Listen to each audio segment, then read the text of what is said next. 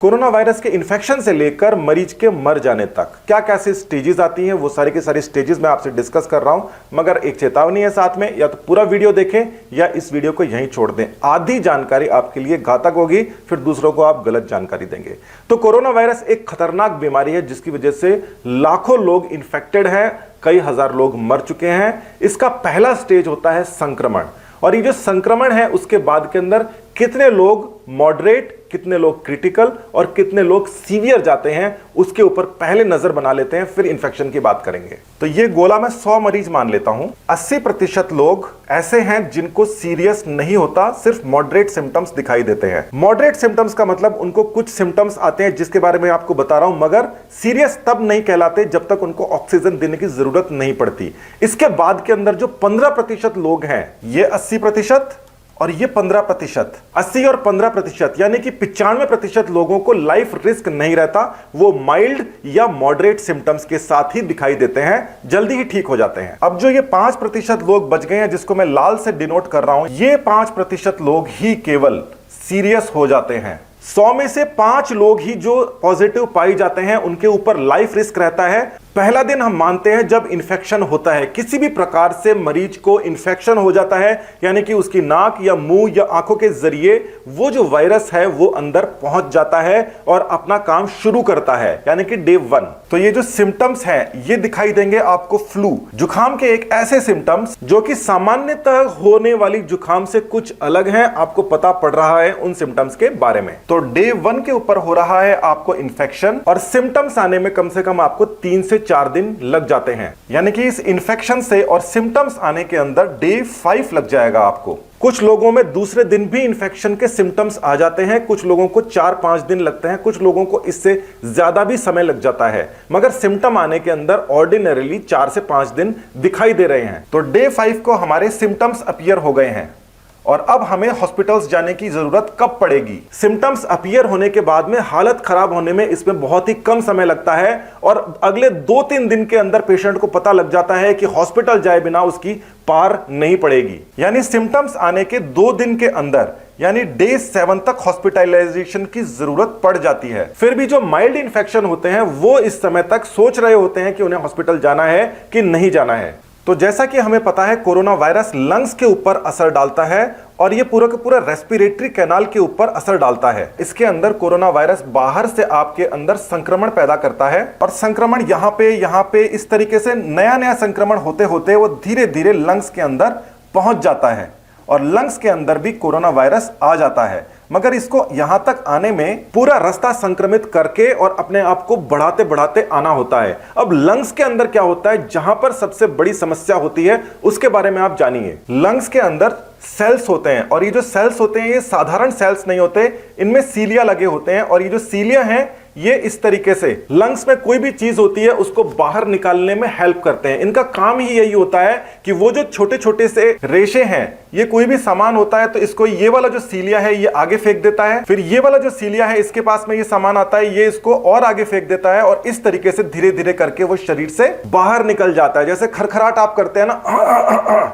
तो वो नीचे से सारा का सारा जो चीजें हैं वो धीरे धीरे करके बाहर आ रही होती हैं, और इसके अंदर यहां से तो आपने खरखराट करके निकाल दिया, मगर लंग्स से लेकर यहां तक आने का जो काम है ये सीलिया ही करते हैं। कोरोना वायरस क्या करता है, वो इन सेल्स को बर्बाद कर देता है। ये सीलिया जो होते हैं वो उससे निकल के अलग हो जाते हैं, जिसकी वजह से ये सेल वो काम नहीं कर पाते जो काम ये करना चाहते हैं। तो देखिए, ये वाले जो सीलिया हैं और ये वाले जो सीलिया हैं ये यहां से हट जाते हैं। लीजिए, ये हट गए यहां से, और ये यहां से हट के यहां पे आ जाते हैं, मतलब ये यहां से निकल के और बाहर चले गए। अब ये जो सेल हैं, इन सेल्स के ऊपर कुछ भी सीलिया नहीं है, और ये अब बिना काम के हो गए हैं। यानी कि वो जो सेल हैं जो कि सीलिया के फंक्शन, यानी कि सीलिया झाड़ू की तरह होता है, इस तरीके से सामान को आगे फेंक रहा होता है, वो काम ही नहीं कर पा रहे जिस काम के लिए वो हैं। तो वहां पर सारी की सारी चीजें इकट्ठी होनी शुरू होती है। तो यहां पर ये देखिए, ये सामान जो है वो यहां पर इकट्ठा होना शुरू हो रहा है, जो कहीं जा नहीं पा रहा, और धीरे धीरे ये जो बाकी जो सेल्स हैं ये भी संक्रमित होते जा रहे हैं। ये सब इन्फेक्शन की वजह से होता है, और इन्फेक्शन हर जगह फैल जाता है। लीजिए, हम यहाँ पर थोड़ा इन्फेक्शन दिखाने की कोशिश करते हैं कि ये जो इन्फेक्शन है ये हर जगह फैल गया है, जिसकी वजह से ये जो परत है ये परत मोटी होती जा रही है। लंग्स की परत मोटी हो जाती है और साथ ही के अंदर वो जो कचरा है उसके अंदर फंस गया, उसको साफ नहीं कर पाती, तो कचरा वहां पे जमा होने लग जाता है। तो कोरोना वायरस ने देखिए क्या कर दिया है, उसने आधे से ज्यादा जो लंग्स हैं इसके अंदर किसी तरीके से इन्फेक्शन करके और ये इन्फेक्ट कर दिया है और ये अब मोटे होते जा रहे हैं। और क्योंकि इसके अंदर जो लंग्स के अंदर जो कचरा है वो यहां से नली से होते हुए बाहर खरखराट करके नहीं निकाल पा रहे हैं, तो वो यहां पर और जमा होता जा रहा है। तो इस समय शरीर को क्या करना चाहिए और इम्यूनिटी सेल्स क्या कर रहे हैं? शरीर के अंदर रोग प्रतिरोधक क्षमता होती है और सेल्स, जो इम्यूनिटी के जो सेल्स होते हैं, वो उस वायरस के खिलाफ और साथ ही के अंदर वो जो कचरा वहां पे फंस गया है, जो इन्फेक्टेड कचरा है, उसके खिलाफ धावा बोल देते हैं। देखिए ये जो हरा पोर्शन है इसके अंदर बहुत सारे सेल्स हैं और ये जो मोटी परत है जो सेल्स की अब बढ़ती जा रही है, इसके अंदर सेल्स के साथ में ये संक्रमण यानी कि ये वायरस भी हर जगह मौजूद है। तो शरीर के डिफेंस सेल्स यानी कि उसकी जो रोग प्रतिरोधक क्षमता वाले जो सेल्स होते हैं, जो कि योद्धा सेल्स होते हैं, कहीं भी जाके संक्रमण को मारते हैं,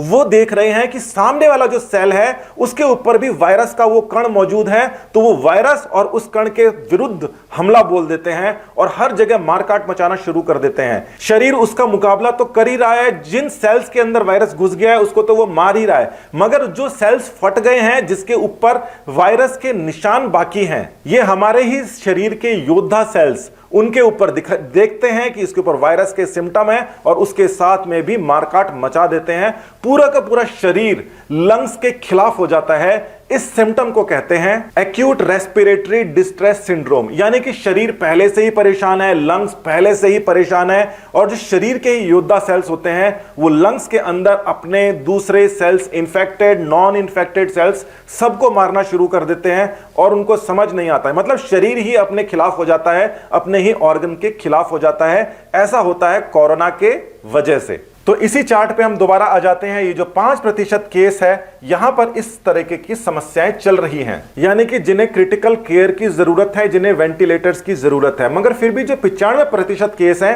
उन्हें इन सब की जरूरत नहीं होती और 80% केसेस के अंदर तो ऑक्सीजन लगाने की जरूरत नहीं होती। तो ऑक्सीजन लगाने की जरूरत इसलिए नहीं होती क्योंकि वहां पर यह समस्या नहीं आती कि शरीर ही शरीर के खिलाफ नहीं हो रहा होता। तो ये जो 5% लोग हैं, इसके अंदर भी 1% लोग और बच जाते हैं। फिर भी 3 से 4% तक का इस समय तक रेट आ रहा है जो बच नहीं पाते और उनकी डेथ हो जाती है। फिर भी ये आंकड़ा अगर आप देखें तो 100 से जाकर और 3 के ऊपर जाकर अटकता है, यानी 100 में से 80% केस तो 1-2 दिन के अंदर हॉस्पिटलाइजेशन होने के बाद में ठीक हो जाते हैं, जिनको डॉक्टर्स केयर मिल जाती है, जिनको खान पान हल्का फुल्का रखते हैं और भी कई सारी चीजों को देखते हैं। उसके अलावा भी 15% जो लोग हैं उनको इंटेंसिव केयर देने के बाद में वो भी ठीक हो जाते हैं और उसके अलावा भी क्रिटिकल केयर के अंदर हैं, उसमें से भी काफी सारे ऐसे मरीज हैं जिन्हें डॉक्टर मौत के मुंह से निकाल लाते हैं। ये सारी समस्याएं डे 7 से लेकर और डे 14 तक हो जाती हैं, यानी कि बहुत ही फटाफट हो जाता है और डे 14 के अंदर 3% तक जो मरीज हैं वो बच नहीं पाते और वो खत्म हो जाते हैं, मगर साथ ही 97% तक बच जाते हैं और जिसमें से कुछ तो डिस्चार्ज भी हो जाते हैं और बाकियों को इलाज चल रहा होता है। अब 80% को तो परेशान होने की जरूरत नहीं है, हालांकि उनका शरीर बहुत ही बड़ी परेशानी में है,